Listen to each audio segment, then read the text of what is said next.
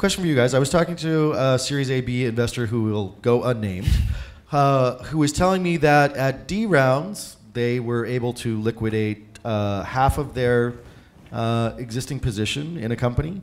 Do you see based on these later stage larger vehicles coming into the market, is there going to be more liquidity opportunities for Series A and B investors prior to IPO? So maybe, do you mind if I go first on this one? Mark. So I want to say one thing first about early stage investors, and you're saying A, B, but let me talk early. Okay, when you say early, you mean? Seed, sub $100 million fund. People who are typically writing size of fund $500,000 to $1 million investors. People investing at seed stage and some Series A. Micro VCs, right? Like the growth, the 67% of the market. We're going to hear from them later today. So LPs are saying, holy shit, the performance looks great on paper. Let's take some off the table. On paper. And there just isn't the realizations yet. I think the micro VC is a real phenomenon, but they've got to show that they can distribute. So, for example, and you'll excuse this because I know you were involved, I don't mean to point fingers at you, but if you're an early stage investor in fab, that may not look as attractive on paper as it once did, or shoe dazzle. So there were some great markups for people, but at the end of the day, this is a cash return business, okay?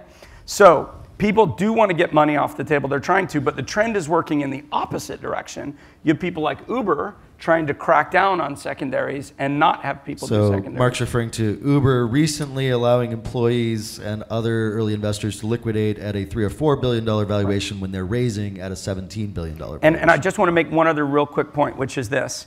You talk about downside protection. Our industry does not work on downside protection. It works on minimum 3x returns. So here's the problem. Late stage investors, as long as you're in brand name investments, can raise their next two funds. Because during that time, no one has any idea if you're going to fucking return capital, okay? And I use the F word before you do.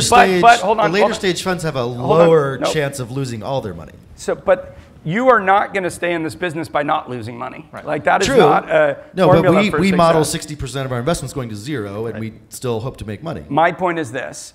Getting in brand name late stage deals that sound attractive help you raise funds. They don't necessarily drive returns.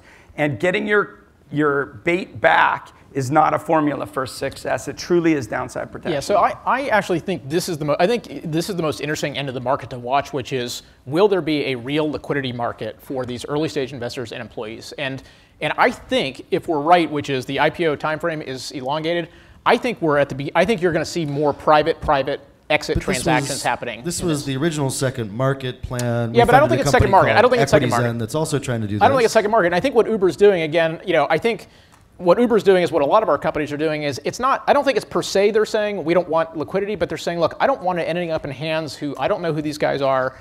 And we're seeing a lot more structured tender offers. Do you really think that's it, or they don't want any market signal about potentially overvalued rounds by people selling into them? I think that's much more the issue, don't you? I think that there's a long-term... Who the fuck cares if some, Joe Blow has my stock? I care whether they sell it at a depressed price relative to that's exactly right. valuation. Right, so you care about the price. Let's not be disingenuous about like I care about who. They still have all kinds of control rights, even if somebody, in China or Saudi Arabia. You still care about it. You care about it because you care about... But they care a lot more about negative signal from valuation and selling, don't you think? I don't think there's actually, at least in this market, there's no negative selling problem. I think it's actually the opposite, which is people in a spot transaction may be willing to pay some absurdly high price. That has impacts on employee morale. That has impacts on your 409A pricing, right? And so I think actually... But that's what I'm saying, right? They don't want that happening. Well, that's right. If Uber is raising at $17 billion and the real value is $5 billion, and they have a lot of early investors selling at $17 billion, that sends a negative signal to the guys putting in the money at $17 billion valuation. But the way you solve that is not letting each individual employee go on a second market and do it. The way I think you solve it is you go to your employees and you say, look, once a year, twice a year, whatever, we're going to do some structured tender offer, right? You can sell up to 5%, up to 10% of your holdings. Right. We're going to do it in a rational way. We're going to place those shares with investors. But again, my point is, doesn't matter who holds the shares. It's that those people might not be controllable, and their negative signal to the market might have implications for my current or future finance. I'm not sure that's true. I mean, there are reasons why you want to control who holds your stock, and there's a wide range from information rights to... I think the point we're getting to is that... If you ask a question, let me answer it, is... Not so long-winded, please. I'm only following the Dave McClure playbook. Once it goes public, You want to be able to have that stock in the hands of the people you want that stock into. But there are short sellers in the public market. In the private market, there are no short sellers. There are only earlier stage investors who can liquidate potentially some of their holdings in later stage financing. But Dave, think about it this way, right? So if I've got, let's say, $100 million of employee stock that's coming up for sale, right? Right. And I'll just pick T. Rowe since they're a great investor, right? If I could go to T. Rowe and say, look, you can buy these shares today, they're structured. I know T. Rowe is going to build a position, they're going to take some more in the IPO. The chance of them actually making this a core fundamental holding and actually having long-term value for us as a public investor and a holder in these things is way better than having it distributed against, with 50 guys who each own $2 million who have no idea what they're going to do in the public market. That's exactly it. Okay, let's take one question from the audience. I have one last question, and then one from the audience. There's a lot of Chinese strategic investors putting in big dollars at big valuations in the market. One could argue that they're investing in innovation to learn. One could argue that they're getting money out of China, perhaps, that's not as diversified. Do you worry that those investors are paying too high a price and perhaps inflating the market valuations for some of these yet-to-be unicorns? So I don't worry. So I definitely think that they will come and go as the market trends change, right? I don't worry that they are paying too much money. I think they have different objectives, which is they have strategic objectives, and therefore, again, they can be more flexible on valuation. I think it's a relatively constrained number of buyers you're talking about here, right? There's probably 4, major players in China. So maybe a few from Japan and Korea also. Yeah, but right. You had Rakuten in, right? But we're not seeing, at least. I think it's a relatively constrained set. To me, that doesn't bother me so much. Doesn't quite change the frankly. market. One amazing question from the audience before we go to break. You must be amazing, or I will shut you down. Stand up or yell it out. I appreciate the discussion on kind of the barbell effect between large funds and small funds, but could you offer some thoughts about LP alignment on both extremes and how this impacts pre-money and Great question. Yeah. Question is about the bifurcation of the market. How does LP alignment end up with either the large and small ends of that bifurcation? You want me to start? So look, I'll start. So I think the answer is it depends on actually what mechanisms you put in place to align your LPs. So I'll tell you some of the things we've done, which is, our cash compensation to our GPs is fine, right? Their kids all have shoes and you shouldn't worry about them, but they are basically trading off cash compensation so that we can fund our operational services side.